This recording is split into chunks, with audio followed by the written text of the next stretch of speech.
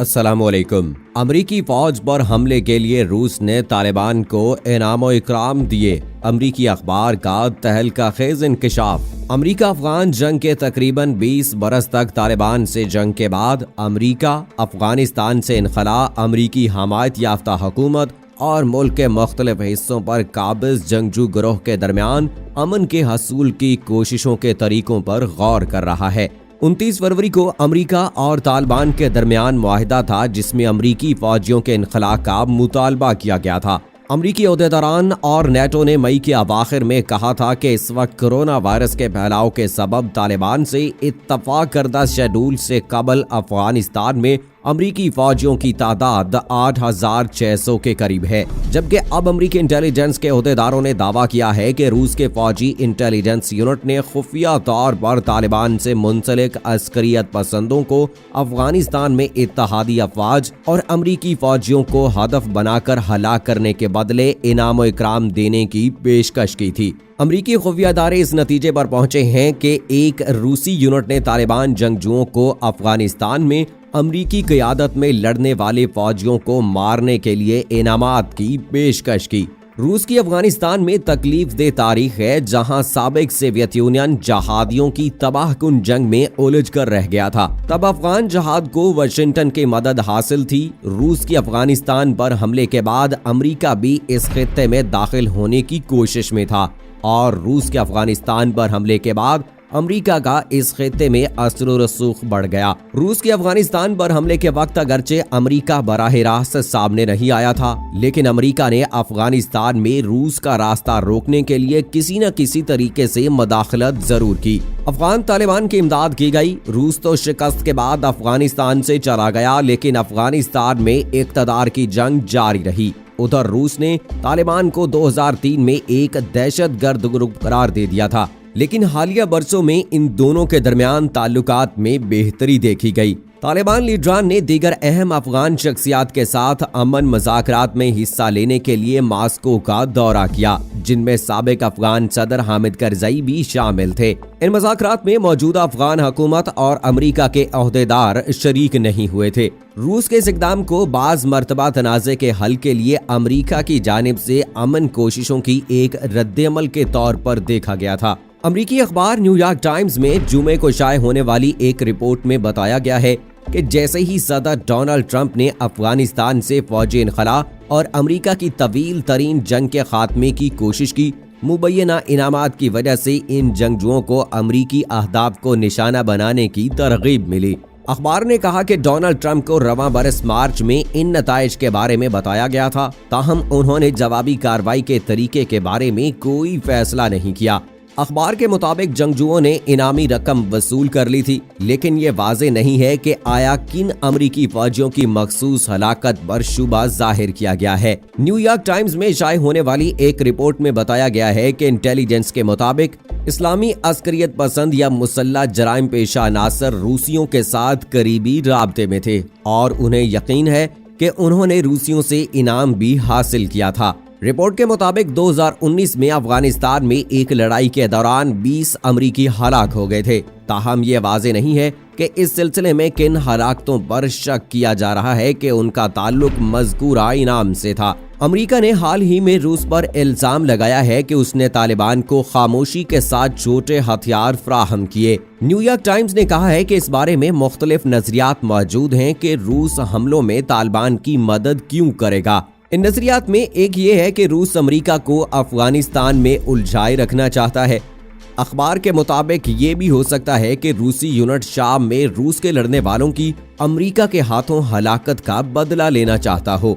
शाम में रूसी सदर बशारुल असद की हुकूमत की मदद कर रहा है। न्यूयॉर्क टाइम्स ने मजीद कहा कि अफगानिस्तान में तालिबान की कार्रवाइयों की क़यादत GRU नामी यूनिट कर रहा है। इस यूनिट पर कई आलमी वाक़यात में मुलव्वस होने का इल्जाम है, जिनमें 2018 में बरतानिया में कीमियाई हमले में शामिल है, जिनमें से रूस में पैदा होने वाले डबल एजेंट सरगई स्क्रैपल जिंदगी मौत की कश्मकश में मुब्तला हो गए थे। दूसरी जानिब अमरीकी इंटेलिजेंस इस नतीजे पर पहुंची है कि रूस ने 2016 के सदारती इलेक्शन में डोनाल्ड ट्रंप की मदद की थी। इस मकसद के लिए सोशल मीडिया को भी इस्तेमाल किया गया था। ताहम ट्रंप ने इन नताइज पर बरहमी का इजहार करते हुए रूसी सदर व्लादिमीर पुतिन से ज्यादा पुरजोश ताल्लुकात कायम करने की कोशिश की। हालांकि इनकी इंतजामिया ने यूक्रेन में कार्रवाइयों पर रूस पर पाबंदियां आयद कर रखी हैं और इनके इस इक़दाम के बाद अमेरिकी एस्टेब्लिशमेंट की रूस से नाराजगी में इजाफा हुआ है। इसलिए उन्होंने अगली चाल चलते हुए रूस पर अफगान तालिबान के मुकर्रब जंगजुओं को खुफिया तौर पर माली रकूम अदा करने का इल्जाम लगाया है, जिसका मकसद ये था कि वो अफगानिस्तान में अमेरिकी फौजियों या नेटो की फौज के अहलकारों को हलाक करें। दूसरी तरफ अफगान तालिबान तर्जुमान ज़बीउल्लाह मुजाहिद ने ऐसी किसी भी इमदाद की तरदीद की है। उनके मुताबिक उन्हें अमेरिका का मुकाबला करने के लिए किसी की मदद की जरूरत नहीं है। अमेरिका की जानिब से इस नए बयान का जायजा ले तो कड़ियां ज़ल्मे खलीलजाद की army chief general Qamar Javed Bajwa से मुलाकात से जा मिलती हैं। आर्मी चीफ ने दौरे अफगानिस्तान के दौरान ज़ल्मे खलीलजाद से मुलाकात में इंट्रा अफगान मज़ाकरात शुरू करने के लिए मतलूबा इक़दामात बारे बातचीत की गई थी और ज़ल्मे खलीलजाद ने अफगानिस्तान में अबूरी हुकूमत के लिए आर्मी चीफ से बात की, क्योंकि अफगानिस्तान से अमरीकी इनखला के बाद तालिबान अफगानिस्तान में इस्लामी हुकूमत के नफाज का ऐलान कर चुके हैं।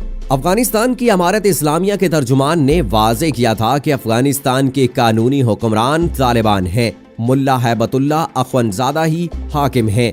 मुआहिदा सिर्फ गैर मुल्की अफवाज के इनखला का था, इससे हमारा मकसद पूरा नहीं होता। अमरीका से मुआहिदे के बावजूद इस्लामी हुकूमत के क़याम तक मुसल्लह जहाद जारी रहेगा। तालिबान ने ऐलान किया है कि मुस्तकबिल की हुकूमत से बदनवान अनासर को दूर रखा जाएगा, जबकि अमरीका या कोई भी यूरोपीय मुल्क किसी भी मुल्क में इस्लामी निज़ाम हुकूमत को बर्दाश्त नहीं कर सकते। और इसी सिलसिले में ज़ल्मे खलीलजाद ने आर्मी चीफ से अफगान तालिबान से मुज़ाकरात के जरिए ज़ल्मे खलील के अफगानिस्तान में अबूरी हुकूमत की सिफारिश की थी, क्योंकि अफगान हुकूमत में शामिल बाज अनासर भी किसी सूरत अफगानिस्तान में इस्लामी हुकूमत नहीं चाहते, खुसूसन वो लोग जो अमरीकी छतरी तले हुक्मरान रहे और वो खित्ते में जमहूरी हुकूमत चाहते हैं, ताकि वो जमहूरी हुकूमत कायम करके खित्ते में इस्लामी हुकूमत के नफाज को रोक सकें। जबकि तालिबान ने इतनी लंबी जंग सिर्फ इस्लामी हुकूमत के नफाज के लिए लड़ी है, इसलिए इनके लिए ज़ल्मे खलील की यह डिमांड नाकाबिल कबूल है और अमरीका अपनी शिकस्त बर्दाश्त नहीं कर सकता। इसलिए अमरीका ने मामले को उलझाने के लिए खाना जंगी की सूरत हाल पैदा करने के लिए रूस पर नया इल्जाम लगाया, ताकि अफगानिस्तान में एक नई जंग शुरू हो जाए और इस्लामी हुकूमत का नफाज एक बार फिर नामुमकिन हो जाए। तालिबान क़यादत ने जो असल पैगाम दिया था वो ये था कि अफगानिस्तान की मंजिल इस्लामी हुकूमत का क़याम बल्कि बहाली है, जबकि रूस और अमरीका का मानना था कि इस्लामी अमारत अफगानिस्तान को बैनुल अक़वामी बरादरी अक़वाम मुत्तहिदा में तस्लीम नहीं करेगी। और अमरीका और रूस ने इस बात को यकीनी बनाने के लिए साथ काम करने पर इत्तफाक किया था कि आलमी बरादरी इस्लामी अमारत अफगानिस्तान की बहाली की हमायत या उसे कबूल न करे। आज वही रूस और अमरीका तालिबान के मामले में एक दूसरे के दुश्मन बन गए हैं और ये बात तो सच है, अमरीका किसी को दोस्त और दुश्मन भी अपने मफादात के लिए बनाता है और अब अपने मफाद के लिए अमरीका ने रूस के खिलाफ जाकर इल्जाम लगाने से भी दरेग नहीं किया।